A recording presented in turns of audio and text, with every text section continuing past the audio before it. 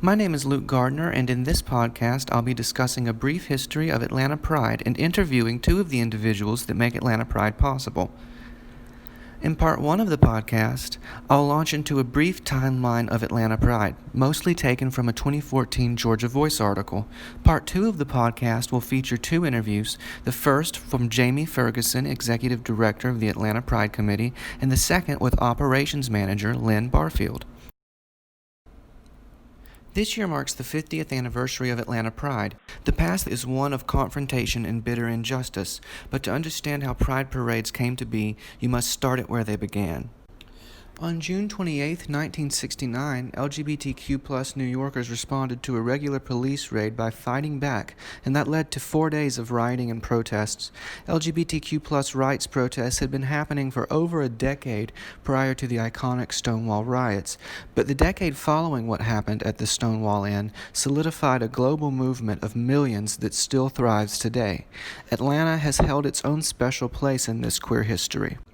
The Georgia Voice newspaper laid out a detailed timeline of Atlanta's Pride history. That's where most of the information in this podcast is taken from. Various sources claim that a small march happened in Atlanta in 1970. Others say education pamphlets about the previous year's riots were handed out at Piedmont Park, but there are no known records or media coverage. In 71, Atlanta held its first official Pride March, organized by the Gay Liberation Front. The march went from Peachtree Street to Piedmont Park, with somewhere between 50 and 125 people attending. In 72, 300 people came. In 76, the march had reached 1,000 attendees. By 1980, Pride had been renamed Lesbian, Gay, Transperson Pride, and it reached 1,200 attendees. In 1981, the Gay Atlanta Minorities Association boycotted Pride because of racism they experienced there. After surviving a decade of the AIDS epidemic and facing dwindling numbers of attendees to local Pride, 1990 Pride brought in 5,000 people. In 1991, Atlanta Pride's attendance jumped to 30,000 people. In 92, 60,000 people came. In 93, the number reached 100,000 people. In 96, while 300,000 people attended Atlanta Pride, Atlanta Black Pride held its first festival. In 2000, with the B-52s headlining Sunday's festival, the attendance of Atlanta Pride's 30th anniversary was a record 400,000 people. In 2003, the U.S. Supreme Court overturned anti-gay sodomy laws on the 26th of June, which was the day before the Pride festivals began. In 2008, Atlanta Pride made the permanent move from being held in June to being held in October. In 2009, the Atlanta Pride's first trans march was held. In 2010, U.S. Representative and civil rights icon John Lewis spoke at Atlanta Pride. Here's some of that speech. I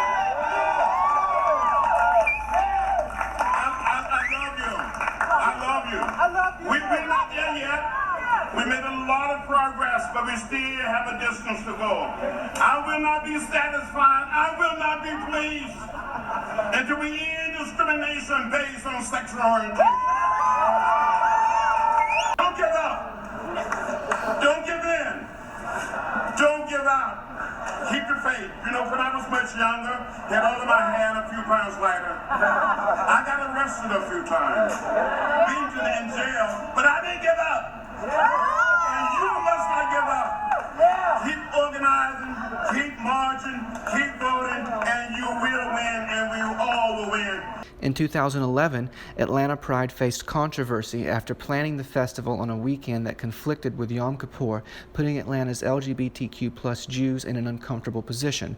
Atlanta Pride also faced a backlash from animal activists for holding its kickoff party at the Georgia Aquarium.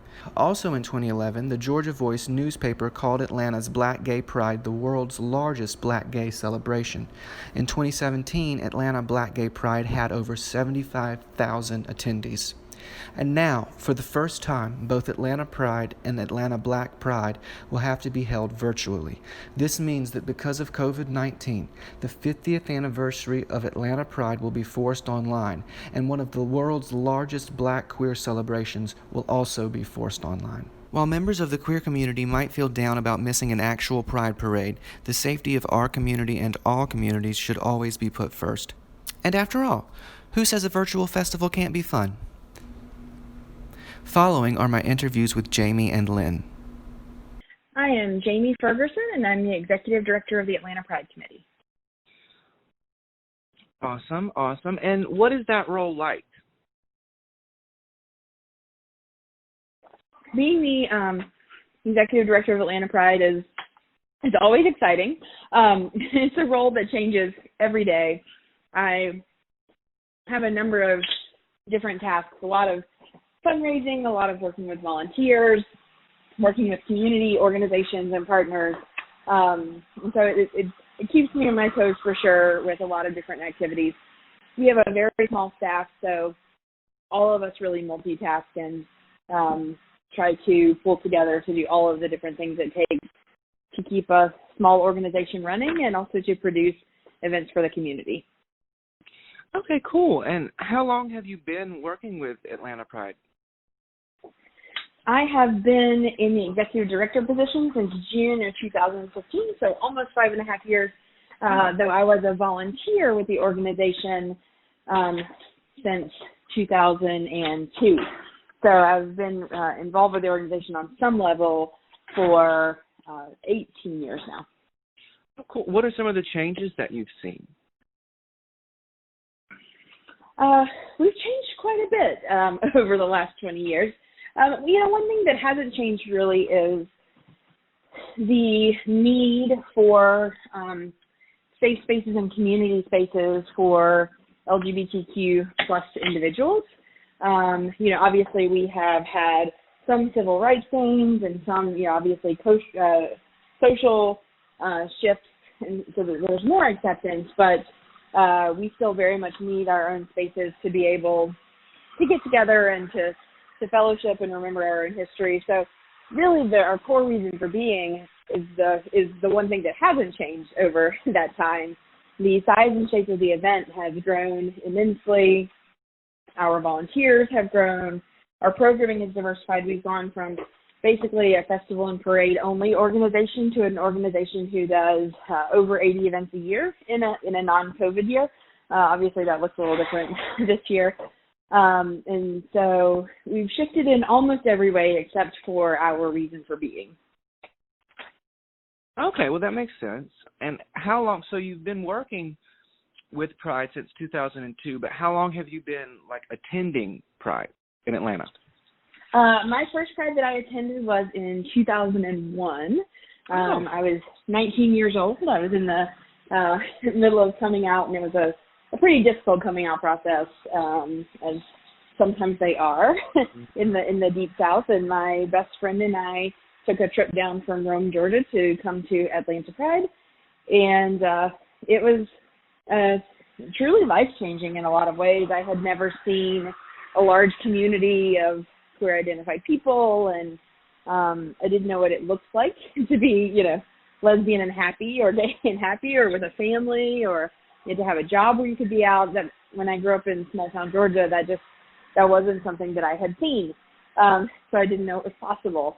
And, those were things that I was exposed to when I came to Pride for the first time, and that really changed my outlook on what my life could be and opened up a lot of possibilities for me. So I came back the next year and started volunteering.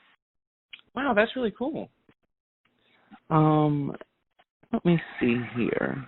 Okay, so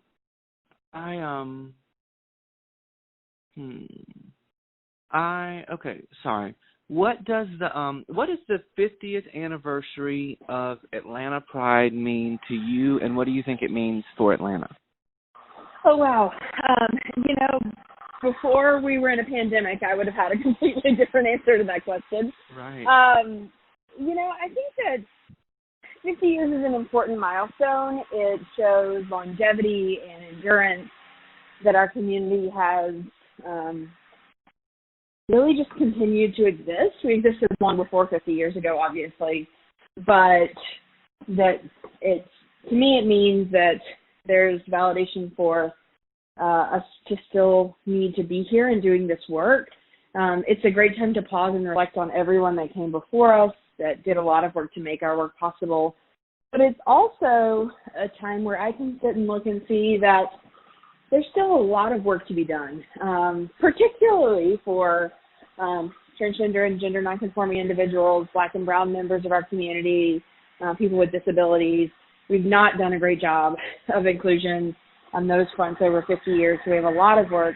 But even now, even though technically marriage equality is the law of the land now, and we have a lot more protections based on gender identity, those are still constantly under attack, especially here in the South. And, quite frankly, there's someone who could be joining the Supreme Court in just a few weeks who has said that she would join a majority of people to overturn those if she was asked. So, for me, it's a point to celebrate, but also pause and just reflect on there being so much more work to do. If I'm being honest, it feels a little bit less celebratory in the middle of a pandemic than it otherwise might. But we're still doing our best to hold that space as best we can. Okay, and so you mentioned the issue of inclusion with people with disabilities and trans people and queer people of color. And so what does because if I'm right, there's like the Atlanta Pride Board, but then there's also the Atlanta Pride Committee. And what is the makeup like of those, and how are they different? Yeah, so Atlanta Pride Committee is our actual legal name as an organization, so it can get a little bit confusing. But technically speaking, that's our actual legal name, is the Atlanta Pride Committee Incorporated. So we have a board. When our board is fully complete, it has 13 members. And then we have a membership body, which can vary. There's approximately 40 people in that now, but it can get bigger than that if there are people who want to join. That has open membership for anyone who wants to join and to volunteer a certain number of hours every year. The board is an elected position. It's elected by the membership. We actually currently have a board that's more diverse than any time in my history of the organization. We have our first Black male board chair in 50 years. Technically, we've only been incorporated since 1991, so we've only had a board chair since then. But we have the first Black male board chair in our existence, which obviously is happening too late, but I'm happy that he's here with us now. He's a great volunteer. And we have several people of color on the board, and we've had people who identify as non-binary as well, and people who identify as having a disability on the board. Certainly there is still room to be more diverse and more inclusive, but we have made a lot of strides in that arena in the last 3 or 4 years specifically. That's really good. It just really, I don't know. It surprised me because, I know that Atlanta is majority Black and is so well known for Black culture and Black history specifically. And the idea that there wasn't as much Black representation, I was very, just confused by. I think unfortunately one thing that's true, I think, in queer communities all over the country, if not the world, is that they tend to be really racially segregated, like a lot of other communities, and that is because systemic racism exists even inside queer progressive communities. Yeah. And if we're not working specifically to dismantle it, then we're perpetuating it. And so I think that there has been a lot of segregation. So I will say that Atlanta has always had a lot of Black queer leaders, and there's always been Black queer leadership, and there have always been spaces specifically for Black queer folks and individuals. We have a Black Pride celebration here in Atlanta that's fantastic. I think it's great that it exists. We have several organizations that are specifically by and for queer people of color here in Atlanta, all of which are incredibly important organizations. And so I think Atlanta Pride certainly needs to do a job of being more inclusive, but we also have a duty to be supportive of those organizations as well, and to honor them and honor their space, and to be supportive the work that people of color are doing in their own right. I identify as a white woman, but all of my other key staff at this point, both paid staffing or both permanent staffing and contractors are Black and are Black women, and so we have some fantastic Black leadership in our organization that is already doing amazing things and will continue doing amazing things for a long time. And that's awesome. Something that I'm really proud of us having as an organization. That's really good to hear. Okay, cool. So I just have two more questions. Okay. One being, how do you feel about because it's not just any year that it had to be virtual. It's the 50th anniversary. So how do you feel about that? You know what I'm saying? It's challenging. I think that's a hard question because no one wants there to be a pandemic. Yeah. No one wants there to be all of the bad things that there are happening right now.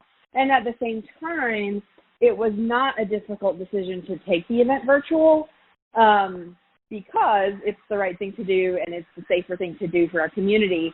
Yeah. So many people in our community have poor access to health care. They don't have supportive providers. They may not have insurance.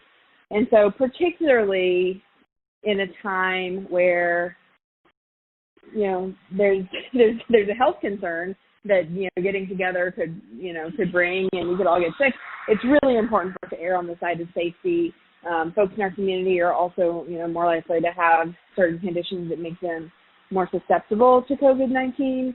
And so we didn't want to take any chance of being a super spreader event or even a small spreader event because the health and wellness of our community is absolutely the most important thing. So it's disappointing that we're all not going to be able to get together in person this year. Hopefully we'll be able to have a, kind of a 50th do-over next year. Yeah. But it wasn't really a hard choice to make the decision to pull the event from an in-person event because it's just very clearly the right thing to do. Sure. And when something's clearly the right thing, it's easier to do the right thing than to not do the right thing. Okay, awesome. Well, yeah, that's all I really needed, so I look forward to that, and thank you so much for your time. All right, have a great day. Thanks, you too. All right, bye-bye. Bye. My name is Lynn Barfield, and I'm the Operations Manager here at Atlanta Pride. Awesome. And what do you do in that role? In that role, I am multifaceted.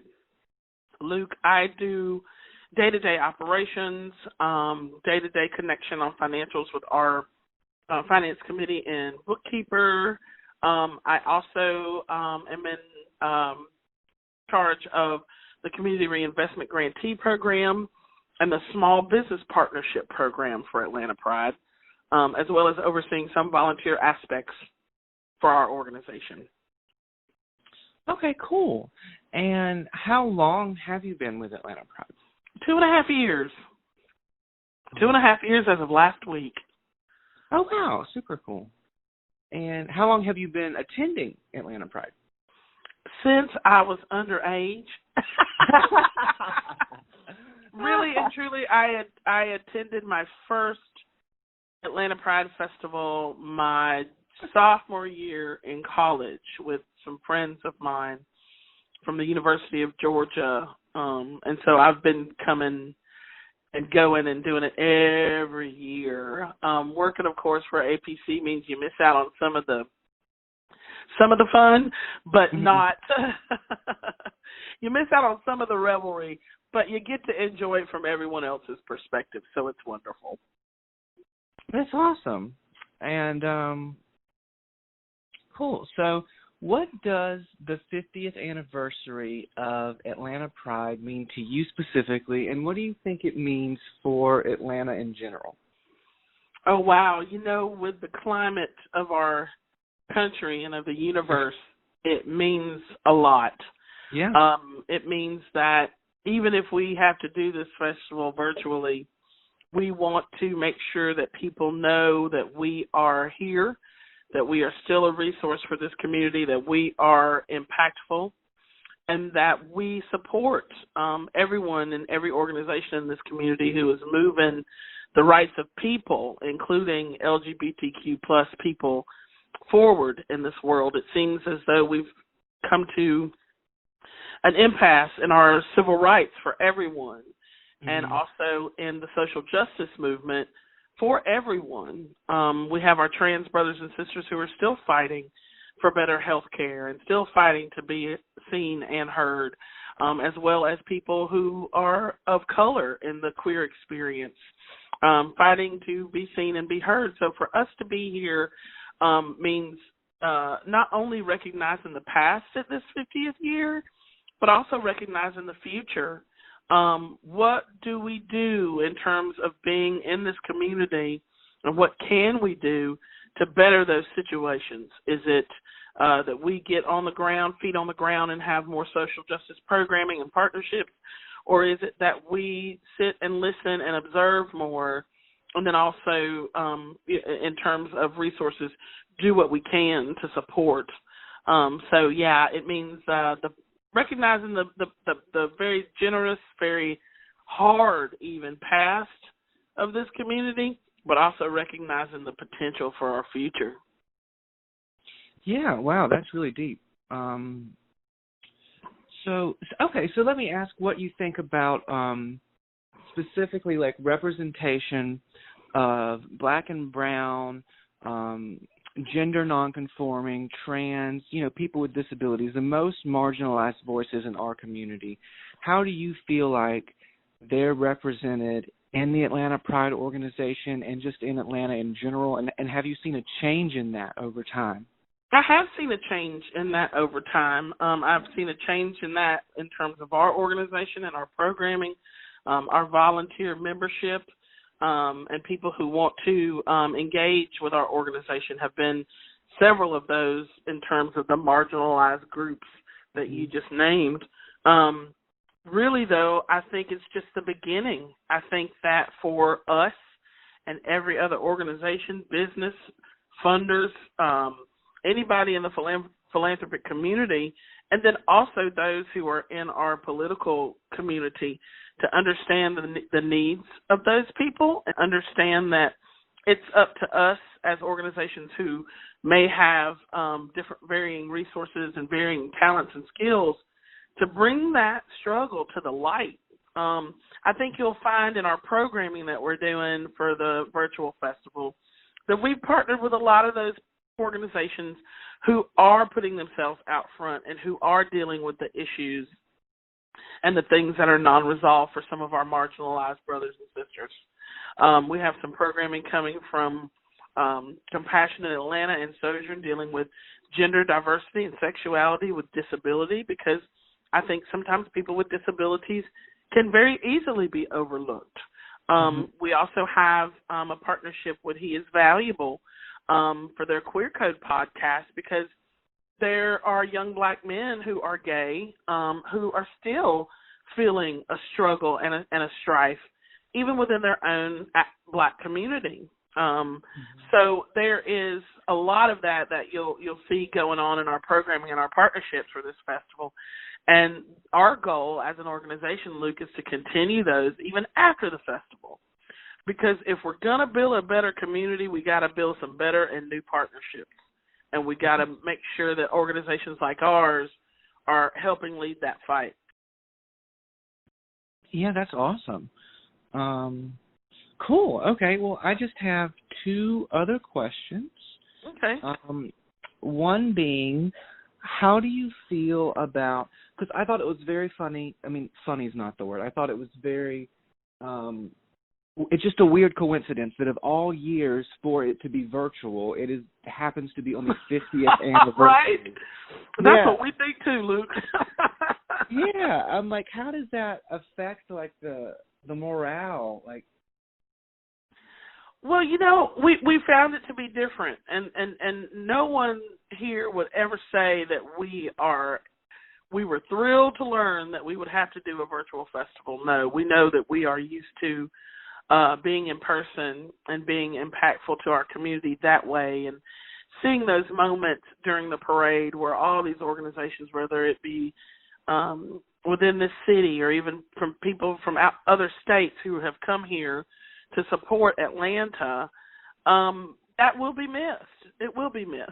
The face-to-face, the person-to-person, it's always missed. And so it's that level of involvement and community that we hope will translate to our virtual festival. Morale, I would say, wasn't as affected because we know, I mean, when you're a part of this organization, whether it be as leadership or you are a volunteer or you're a volunteer committee member, we all knew immediately the festival still had to go on and we were going to do it. So we were committed to doing this. No matter if we all started out not knowing a damn thing about restreaming or streaming or anything virtual, we knew that very day the decision was made, okay, let's be sad about this for 5 seconds, and then boom, we got to learn some new skills. We got to pivot. We got to let the community know that we're pivoting, and let's get this done. Let's make a wonderful virtual festival, and let's do this by using those community partnerships. Now more than ever, they're important, and so I think it is very ironic and very that it's our 50th anniversary. But then I also think that this time for all of us, no matter what business you're in, no matter what sector you work in, no matter what you do, no matter who you are, signals change. And so if we're in this for another 6 months, if we're in this for even next year, we've made the pivot, and we will continue to do our very, very best to bring highlights and to bring forth support and to bring forth those partnerships in this community. Okay, awesome. That's really good to hear. And cool. So I guess the only other question I have is, how has it being virtual, and you talked about this a little bit, but how has being virtual changed your job and your role in organizing things? Oh, wow. I'm an old lady, and so I've had to learn. I literally am almost 50, and so I wouldn't call myself extremely tech savvy, but I have become more tech savvy, and I've become more, I guess, flexible, and that is something that I am proud of for myself and for our leadership and our volunteers, because it's not always easy. And it's sometimes the older you are set in your ways, quote unquote, and the more that you do something a certain way, pivoting can be a real challenge. And so for me and my job, it's changed my day to day. Of course, we work from home, affected by COVID. Zoom, we do meetings by Zoom, by Google Meet, by anything that we can do, conference calls, Uber conference, to get the job done. Sometimes that means that, things may be not translated well, miscommunication may happen, but I found myself working a bit harder to make sure that I'm understood, and also working a bit harder to show people that, this change is something that I welcome, and I think our organization has welcomed it well. It's, like I said, it hasn't always been easy. Every day is not a bed of roses. And, you have the glitches, you have things that happen. For instance, I had to conduct a panel for our community reinvestment grantees, and I thought that I had not recorded it, and I lost my mind. So, and this was my first one that I had to do. And so I was like, oh, my God, this is so horrible. We had such a great time, and now I can't have it, all of that. And so our Crown Cultivation Media, Andrea Dwyer is our media partner, and she was like, okay, take a deep breath. And this was like at 7:30 at night. I was almost crying. And so, it's that kind of learning curve that you have to get over. And I didn't lose it. I recorded it quite well. I just, when it was done saving, didn't name it. And so it just went to a file. It went to the download. Yes. So, it's been a learning curve. It really, really has. But I think everybody will see that we've gotten to the next level when it comes to doing some virtual stuff. So, and we'll of course be doing more virtual things even after the festival. We're going to have a small business partner week, and that will include some community sessions with our small business partners and some other business representatives and community leaders. So we're going to continue on this. And, hopefully, again, we'll be back to being face-to-face next October. Yeah, for sure. Well, not for sure, but for sure, hopefully. Yes. And I have one more question that I thought of. What in your years, not necessarily working for Pride, but even just attending Pride, what changes have you seen? I have seen changes in the attendance. The attendance for Pride has gone quite high, quite through the roof. I think it's appreciated that we are in October and we're pretty much the last of our size of the year. We're able to support other prides, whether it be via marketing or attending or some sort of way throughout the year leading up to ours. And then to see over the last couple of years the support that we get back from those other pride organizations, via the Interpride and the World Pride Network, it's incredible. It's really, really great. And then the other thing that I've seen, that I've noticed and taken notice of even over the past 5 years, before I was a staff member at APC, was the diversity that's happening with Atlanta Pride. As for to me, and I'm being honest, I did not see the diversity 10 years ago. The past couple of years, like I said, over the last 5 years, I've seen more young people. I've seen more POCs. I've seen more people of color. I've seen more trans representation at Atlanta Pride, and we always had the Dyke March. There's now a Trans March. So things have changed. As our community changes, we needed to change, and we will continue to do that. That's awesome. That's really, really good to hear. Thanks, Luke. Yeah, of course. Thank you. And yeah, well, that's all I needed, and I really appreciate your insight and your time. Absolutely. Thanks for doing this. We appreciate you. Yeah, of course. Have a good one. You too. Bye-bye. Bye. This has been a podcast by Luke Gardner. You can find me on social media at Luke's Journalism. For more information on Atlanta Pride, visit atlantapride.org. And for more information on Atlanta Black Pride, visit atlantaprideweekend.com.